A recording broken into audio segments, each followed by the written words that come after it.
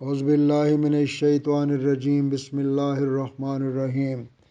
اللہ تبارک و تعالیٰ نے جناب نبی کریم حضرت محمد مصطفیٰ صلی اللہ علیہ وآلہ وسلم کو آخری نبی بنا کر مبعوث فرمایا، اور ہمیں اس بات پر بہت زیادہ فخر ہے کہ ہم جناب نبی کریم حضرت محمد مصطفیٰ صلی اللہ علیہ وآلہ وسلم کے امتی ہیں، اور اس بات میں کسی قسم کا بھی شک نہیں ہے کہ آپ جناب اللہ تبارک و تعالیٰ کے بعد سب سے عظیم شخصیت ہیں۔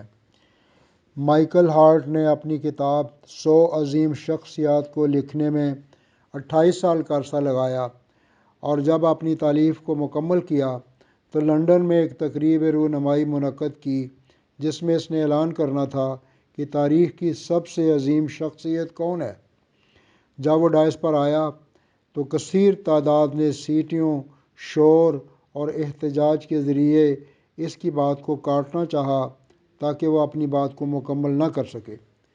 پھر اس نے کہنا شروع کیا کہ ایک آدمی چھوٹی سی بستی مکہ میں کھڑے ہو کر لوگوں سے کہتا ہے کہ میں اللہ کا رسول ہوں، میں اس لیے آیا ہوں تاکہ تمہارے اخلاق و عادات کو بہتر بنا سکوں۔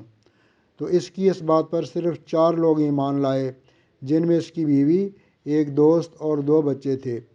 اب اس بات کو 1450 سال تقریباً گزر چکے ہیں، اور زمانہ گزرنے کے ساتھ ساتھ ان کے فالورز کی تعداد 1.5 ارب سے تجاوز کر چکی ہے، اور ہر آنے والے دن میں ان کے فالورز کی تعداد میں اضافہ ہو رہا ہے۔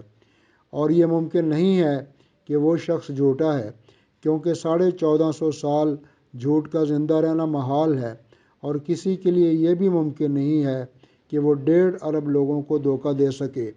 ہاں، ایک بات اور، اتنا طویل زمانہ گزرنے کے بعد آج بھی لاکھوں لوگ ہمہ وقت اس کی ناموس کی خاطر اپنی جان تک قربان کرنے کے لیے مستعد رہتے ہیں۔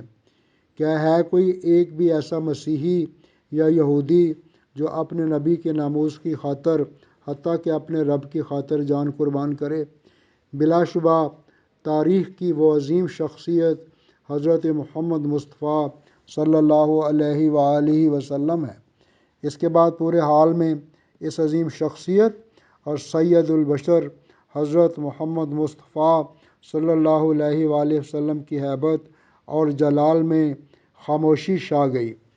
اگر آپ نے یہ اعزازی ویڈیو سن لی ہے تو ایک بار درود پاک کا ورد کیجئے، اور اس ویڈیو کو شیئر اور فارورڈ کر کے سب کے ساتھ اس عظیم شخصیت حضرت محمد مصطفیٰ صلی اللہ علیہ وآلہ وسلم کا تذکرہ کیجئے، تاکہ ہر کسی کا ایمان پھر سے تازہ ہو جائے۔ السلام علیکم ورحمۃ اللہ وبرکاتہ۔